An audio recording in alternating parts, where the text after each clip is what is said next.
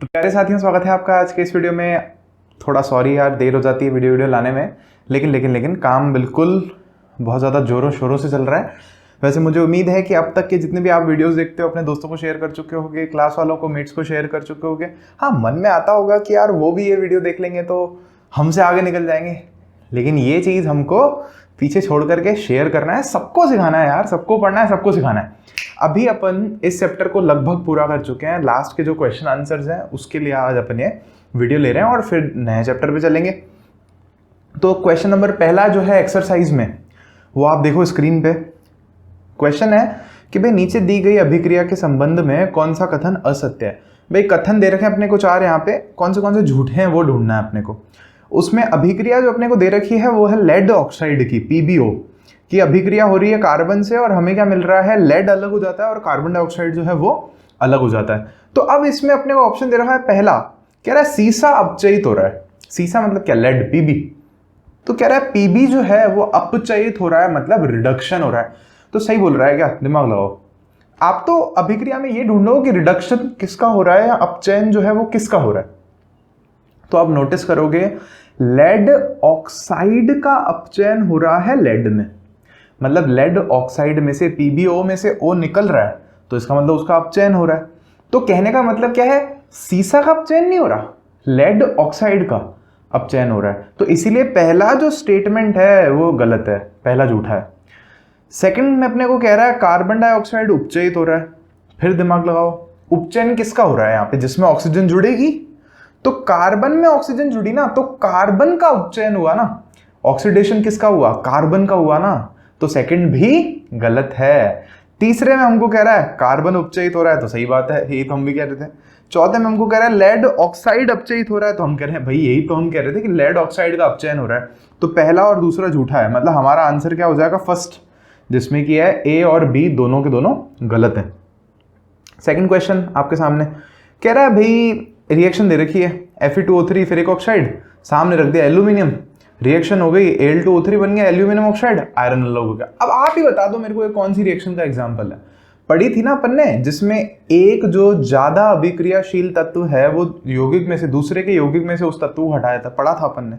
तो कौन सी, विस्थापन अभिक्रिया है, और ये यही पूछ रहा है कि कौन सी अभिक्रिया का प्रकार है। आप बोलो विस्थापन है, बात खत्म, दिमाग नहीं लगाना। चलो आगे। क्वेश्चन नंबर थर्ड देखो, अच्छा क्वेश्चन है। लोहे का चूर्ण है, उस पर तनु हाइड्रोक्लोरिक अम्ल डाल रहे हैं अपन, ठीक है। क्या है अपने पास, लोहे का चूर्ण है। देखो क्वेश्चन नंबर थर्ड है, लोहे का चूर्ण है, उस पर HCl डाल रहे हैं अपन। अब ऑब्वियस सी बात है, लिक्विड है या एक्वस है, अगर इसको हम तनु बोल रहे हैं तो एक्वस है, ये सॉलिड है, S लिख देना। तो क्या क्या बनता है हमारे पास, FeCl2 बनता है एक तो, आयरन क्लोराइड, और दूसरी जो चीज है हमारे पास वो हो जाती है हाइड्रोजन गैस अलग। ये क्या है, हमारी गैस। ये चीजें और भी मैं लूंगा धीरे धीरे, लेकिन हाइड्रोजन गैस अलग हो जाती है। तो इसमें कहां दिक्कत आ रही है बताओ मेरे को। पहले ऑप्शन में कह रहा है अपने को हाइड्रोजन गैस और आयरन क्लोराइड बनता है, तो हाइड्रोजन गैस और आयरन क्लोराइड बनता है, सही बात है, यही तो कह रहे हैं, यही कह रहे हैं। सेकंड में कह रहा है कि क्लोरीन गैस और आयरन, तो क्लोरीन गैस तो बनी नहीं थी यहाँ पे, तो गलत बात है, सेकंड गलत है।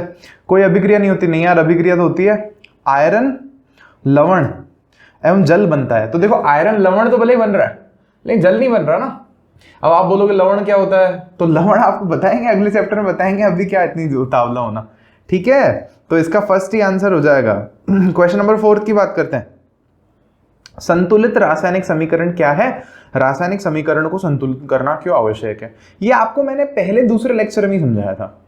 भाई संतुलित रासायनिक समीकरण क्या है, आप बोलोगे वह रासायनिक समीकरण जिसमें जो हमारे अभिकर्मक हैं उनका द्रव्यमान और जो हमारे उत्पाद हैं उनका द्रव्यमान समान है, या बल्कि आप ये भी कहोगे कि जो हमारे पास अभिकर्मकों में जो हमारे पास परमाणुओं की संख्या है अलग अलग तत्वों की, वो बराबर होगी उत्पादों में अलग अलग तत्वों की संख्या के बराबर। जो रासायनिक समीकरण संतुलित है वही संतुलित समीकरण है। डेफिनेशन में पहले भी लिखा चुका हूं आपको, ठीक है। अब यहां पे कह रहा है संतुलित करना क्यों जरूरी है, तो ये बताया था मैंने आपको, क्यों बताया था ना, द्रव्यमान संरक्षण के नियम के अनुसार संतुलित करना जरूरी है कि आप द्रव्यमान का ना तो विनाश कर सकते हो और ना ही प्रकट कर सकते हो, ऐसे जादू में ऐसे हवा में ले आऊंगा क्या केक ऐसे हाथ में, हाँ वीडियो एडिटिंग करके ले आऊँ वो बात अलग है, ऐसे लेकिन सच में नहीं ला सकते ना, और ना मैं जादू करूँ ना मैं कोई भूत वगैरह हूँ जो ऐसा मैं कर सकूँ। तो इसलिए इसका आंसर आगे अभी जो है 5th वाला ये मैं करा चुका हूँ आपको पहले, वो उसमें जो हमने वीडियो लिया था जिसमें कि सारी की सारी अभिक्रियाओं को हमने संतुलित करना सीखा था, इकट्ठी 21 शायद अभिक्रियाएं वहाँ पर हमने की थी। 6th भी वहीं कर लिया था हमने, 7th भी हमने वहीं कर लिया था, और 8th क्वेश्चन जो है वो भी हमने वहीं के वहीं कर लिया था। बस 8th क्वेश्चन में मैंने आपको बोला था वहाँ पे कि यहाँ पे ना हमसे अभिक्रिया का प्रकार भी पूछा है, तो मैंने आपको बोला था कि ये बात अपन बाद में करेंगे, अभी नहीं कर रहे। तो मैं बस 8th में अपन कोशिश करते हैं अभिक्रिया का प्रकार बताने की, फिर आगे बढ़ता है। तो पहला है हमारे पास पोटेशियम ब्रोमाइड और बेरियम आयोडाइड की रिएक्शन हो रही है। अब यार ये तो देखो सुनते ही अपने को क्लियर हो गया कि पोटेशियम आयोडाइड बन रहा है और बेरियम ब्रोमाइड बन रहा है, तो ये तो द्विविस्थापन अभिक्रिया है, क्योंकि दो दो चीजें उस तरह से बन रही है ना, एक्सचेंज होकर के आयनों का आदान प्रदान होकर के बन रहा है उत्पाद यहाँ पर, तो ये द्विविस्थापन। सेकंड वाली है जिंक कार्बोनेट टूट रहा है, तो टूट रहा है तो दिमाग लगाना ही नहीं अपने को, तो ये कौन सी हो जाएगी प्रकार हमारे पास में, वियोजन अभिक्रिया का प्रकार हो जाएगी। पहली थी संयोजन, दूसरी थी वियोजन, खत्म करो वियोजन। थर्ड है हमारे पास में हाइड्रोजन और क्लोरीन जुड़ करके हाइड्रोजन क्लोराइड बना रही है, तो ये संयोजन का उदाहरण हो गया।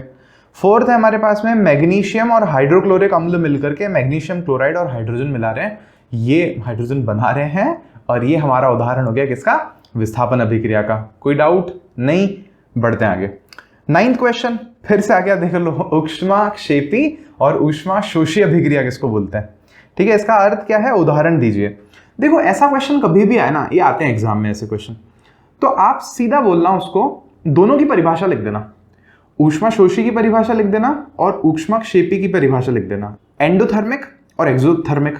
अब इंग्लिश में मत जाओ, आप तो देखना, बोलो ऊष्माक्षेपी तो वो रासायनिक अभिक्रिया जिसमें उत्पादों के साथ साथ ऊष्मा का भी निर्माण होता है, यहाँ ऊष्मा उत्सर्जित होती है, ऊष्माक्षेपी हो गई।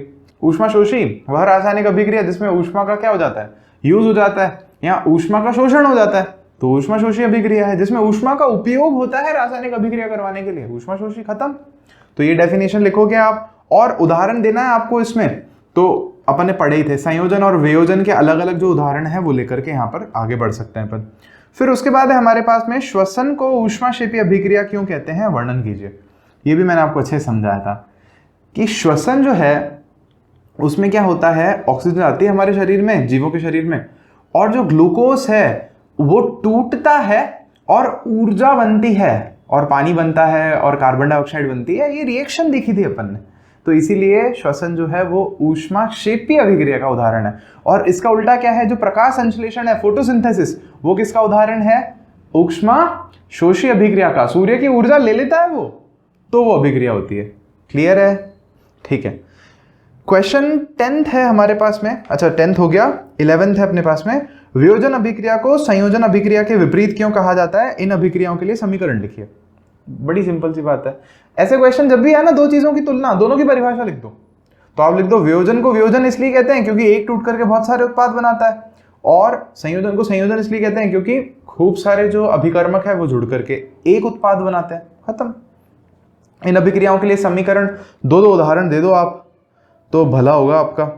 क्वेश्चन नंबर 12 है हमारे पास में, उन वियोजन अभिक्रियाओं के एक एक समीकरण लिखिए जिनमें ऊष्मा, प्रकाश एवं विद्युत के रूप में ऊर्जा प्रदान की जाती है। ये थोड़ा अच्छा क्वेश्चन है, इसको देख लेते हैं अपन। ये एग्जाम में एज इट इज आता है क्वेश्चन कि वियोजन अभिक्रिया देखनी है अपने को जिसमें एक एक समीकरण लिखना है ना, जिसमें एक में आप ऊष्मा दे रहे हो, एक में आप प्रकाश दे रहे हो, और एक में आप विद्युत धारा के रूप में ऊर्जा दे रहे हो। 3 तरह की हमें इसको वियोजन अभिक्रियाएं बतानी है। देखो, तो पहली मान लो अपन इसको बता रहे हैं जिसमें हमें प्रकाश देना पड़ता है, तो हमने पढ़ा था, आपको याद हो तो, कि AgBr होता है, यहाँ AgCl भी था, कोई सा भी ले लो आप। अभी ये सॉलिड होता है, ऐसे सिल्वर सा थोड़ा कलर का, चांदी सिल्वर है ना, सिल्वर मानो यार, खत्म करो, ऐसे सिल्वर हल्का सा, मतलब समझ रहे हो, ये ग्रे कलर हो जाता है ना, ग्रे वैसा सा पाउडर है, बहुत महंगा आता है, 5000 रुपए का बताया था मैंने आपको 1 किलो। फिर उसको आप थोड़ा सा ऐसे चाइना डिश वगैरह में लेके धूप में रख दोगे ना बाहर, सूरज की रोशनी में, तो क्या होगा, Ag जो है चांदी अलग, Br ब्रोमीन गैस बनके अलग, इक्वेशन बैलेंस कर दोगे, बैलेंस हो जाएगी, खत्म। ये आपकी गैस बन गई या आपका सॉलिड मिल गया आपको। ठीक है, ये एक रिएक्शन हो गई। दूसरा है यहाँ पर आपको कह रहा है जिसमें हमें जैसे मान लो विद्युत धारा के रूप में ऊष्मा देनी पड़ती है। तो विद्युत धारा हम किस में देते हैं, आपको एक एग्जाम्पल बताया था अपन ने इस चैप्टर में कि जल का हम लोग क्या करते हैं, विद्युत अपघटन। तो यहाँ पे क्या देते हैं अपन इसको, विद्युत धारा। विद्युत धारा देंगे। पिछले वीडियो में भी अपन ने इस बात के मतलब पिछले लेक्चर में भी अपन ने ये चीज डिस्कस की थी, हाइड्रोजन गैस अलग हो जाएगी, ऑक्सीजन गैस अलग हो जाएगी, दोनों गैस बन जाएंगी। रिएक्शन बैलेंस कर दोगे, यहां 2 लगा दोगे, हाइड्रोजन के आगे 2 और लगा दोगे, हो गई बैलेंस। अब तीसरा जो है उसमें मैं चाह रहा हूं कि आप ही बता दो मेरे को, जिसमें अपने को क्या देनी पड़ रही है, ऊष्मा देनी पड़ रही है, और ये आपको पता है, अपन पढ़ चुके हैं। तो अपन ने क्या किया था, कैल्शियम ऑक्साइड नहीं कैल्शियम ऑक्साइड नहीं, कैल्शियम कार्बोनेट लिया था, CaCO3, कैल्शियम कार्बोनेट का सॉलिड, वही जिससे पुताई उताई हो जाती है तो वो फिर कार्बन डाइऑक्साइड से रिएक्शन करके चीज बन जाती है। और इसको तोड़ने की रिएक्शन मैंने आपको बोला भी था, मैं करके नहीं दिखा सकता। क्यों? क्योंकि इसके लिए कितना टेम्परेचर चाहिए, 800 डिग्री सेल्सियस से भी ज्यादा, जो कि अपने पास घर के तवे पे नहीं ला सकते अपन। तो इससे बनता है कैल्शियम ऑक्साइड और बनती है कार्बन डाइऑक्साइड गैस। तो आप चिंता मत करो, ये रिएक्शन अपन बाद में भी आगे आने वाले चैप्टर्स में देखने वाले हैं। ठीक है, अगला क्वेश्चन है, विस्थापन एवं द्विविस्थापन अभिक्रियाओं में क्या अंतर है। अंतर पूछे, दोनों की परिभाषा लिख दो, सिंपल सी बात है, चिंता ही मत करो। इन अभिक्रियाओं के समीकरण लिखिए। तो एक एक उदाहरण आप इसको बता दो, 2-2 बता दो, आपका मन पड़े तो 2-2 आपको याद होने चाहिए, मैं आपको पहले भी बोल चुका हूँ। एक ये क्वेश्चन है, सिल्वर के शोधन में सिल्वर नाइट्रेट के विलयन से सिल्वर प्राप्त करने के लिए कॉपर धातु द्वारा विस्थापन किया जाता है, इस प्रक्रिया के लिए अभिक्रिया लिखिए। देखो कह रहा है सिल्वर नाइट्रेट है और उसको हटाने के लिए अपन कॉपर यूज कर रहे हैं। देखो ये क्वेश्चन नंबर मैं भूल गया हूं, अभी लिख दूंगा। सिल्वर नाइट्रेट तो ये होता है AgNO3। इससे सिल्वर चांदी काम का है अपना, अलग कर रहे हैं अपन। तो लो भाई कॉपर इसके सामने ला के रख दिया, बोले चांदी ज्यादा सस्ता है, कॉपर जाए तो जाए, हमको चांदी चाहिए। ठीक है, कॉपर सॉलिड ही है मान लो अपने पास में, यहाँ पे रिएक्शन हुई तो क्या होगा, कॉपर नाइट्रेट बनेगा और Ag अलग हो जाएगा। तो Ag को तो आप करो अलग, कॉपर नाइट्रेट। अब कॉपर नाइट्रेट का फॉर्मूला क्या बनेगा, तो कॉपर जैसे मान लो आपने अभी ये ऊपर रिएक्शन देखी, तो वहां हमने लिखा था AgBr, या हम लोग क्या लिखते हैं, AgCl लिखते हैं, सही बात है। तो इसका मतलब क्लोरीन 1 इलेक्ट्रॉन ले रहा है तो Ag कितना दे रहा है, 1 दे रहा है। सेम यहाँ पे ब्रोमीन 1 ले रहा है, Ag कितना इलेक्ट्रॉन दे रहा है, 1 देने वाला है। लेकिन कॉपर के साथ ऐसा नहीं है। आपको अगर कॉपर क्लोराइड का फॉर्मूला याद हो तो ऐसा होता है फॉर्मूला, मतलब कॉपर कितने इलेक्ट्रॉन दे रहा है, 2 इलेक्ट्रॉन्स, 1 कॉपर। तो यहां फॉर्मूला कैसे बनेगा कि कॉपर तो 2 इलेक्ट्रॉन देगा लेकिन नाइट्रेट को 1 ही चाहिए, तो क्या होगा, CuNO3 होल ट्वाइस। ये बात समझ में आई क्या आपको। तो ये क्वेश्चन नंबर मैं आपको बताता हूं, ये क्वेश्चन नंबर है हमारा 14 चैप्टर की एक्सरसाइज का। आगे बढ़ रहे हैं, 15th क्वेश्चन है हमारे पास में, अवक्षेपण अभिक्रिया से आप क्या समझते हैं। तो अवक्षेप क्या होता है, सफेद या किसी और रंग का अघुलनशील पदार्थ जो किसी अभिक्रिया के उत्पाद में बनता है। तो वो हमने कहां देखा था, जब हम द्विविस्थापन अभिक्रिया कर रहे थे, तो वहां पे जो हमारा बेरियम सल्फेट बना था, मैंने आपको बोला था, देखो वहां 2 चीजें बन रही थी, NaCl बना था और दूसरा बना था हमारे पास बेरियम सल्फेट। और लिया क्या था हमने उत्पाद में, बेरियम क्लोराइड और सोडियम सल्फेट लिया था। ये बात समझ में आ रही है क्या आपको, उल्टा पुल्टा कर दिया ना अपन ने। तो नमक तो जो है वो तो पानी में घुल जाता है ना, पता है ना अपने को, ये तो एक्वस बना था, लेकिन ये चीज सॉलिड बनी थी, ये नहीं घुलती पानी में। तो हम क्या बोलेंगे, अवक्षेप क्या है, द्विविस्थापन अभिक्रिया में उत्पाद में बना वह पदार्थ जो कि विलयन में अघुलनशील है, तो उसे हम बोल देंगे कि अवक्षेपण अभिक्रिया थी वो। तो अवक्षेपण अभिक्रिया से पूछा है इसने, आप क्या समझते हैं, उदाहरण देकर के समझाना है, ये उदाहरण लिख दो, बात खत्म करो। दूसरा चाहिए तो पोटेशियम आयोडाइड वाली जो रिएक्शन थी जिसकी चर्चा करते ही आ रहे हैं अपन, वो लिख देना।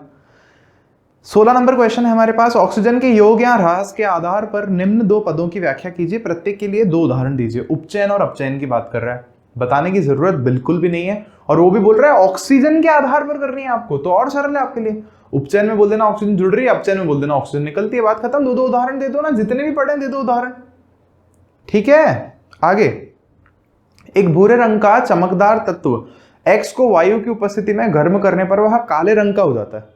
एक भूरे रंग का चमकदार तत्व है, ठीक है, उसको आप, उस तत्व को X नाम दिया है, ठीक है, उसको आप वायु की उपस्थिति में गर्म कर रहे हो तो वो काला हो जाता है।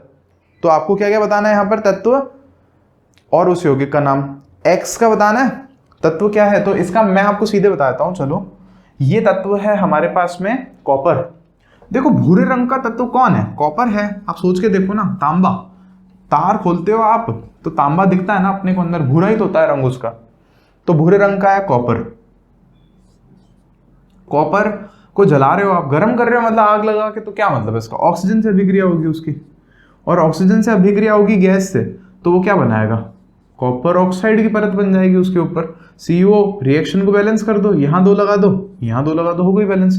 तो वो जो काला तत्व बन रहा है ना बाद में, वो तो ये रहा काला यौगिक, ये यौगिक है, बिल्कुल सही बात है। और ये जो है आपके पास में, ये है वो तत्व जिसको इसने क्या नाम दिया है, X। हो गया, सरल क्वेश्चन है, लॉजिक। भूरा बोल दिया ना, भूरे तत्व और कितने जानते हो आप, और वो भी धातु जिसको आप गर्म भी करते हो, तो कम ही है ना यार, क्लियर। आगे, लोहे की वस्तुओं पर हम पेंट क्यों करते हैं, इसको समझा दो। कोरोजन, कोरोजन को क्या नाम दिया था अपन ने, संक्षारण, और संक्षारण का भी उदाहरण है कोरोजन, या कोरोजन जंग लगना, ठीक है, इसको बता दो, जंग लग जाती है भाई, वो पूरी डेफिनेशन देते हैं ना इसको संक्षारण की, कि जो धातुएं होती है वो संक्षारित हो जाती हैं, इसलिए पेंट कर देते हैं अपन लोग उस पर। तेल और वसायुक्त खाद्य पदार्थों को नाइट्रोजन से प्रभावित क्यों किया जाता है, क्योंकि नाइट्रोजन कैसी गैस है, अक्रियशील गैस है, और इसीलिए वो जो तेल वाला खाद्य पदार्थ है उसका ऑक्सीकरण नहीं होगा, आपका काम हो जाएगा। निम्न पदों का वर्णन कीजिए तथा प्रत्येक का एक एक उदाहरण दीजिए। संक्षारण और विकृत गंधिता पढ़ चुके हैं यार, लास्ट वीडियो ही था, अभी इसमें क्या बताऊं मैं आपको। चलो ठीक है, तो अपन मिलते हैं आपसे जल्दी अगले वीडियो में, साथ में बने रहिएगा, शुक्रिया।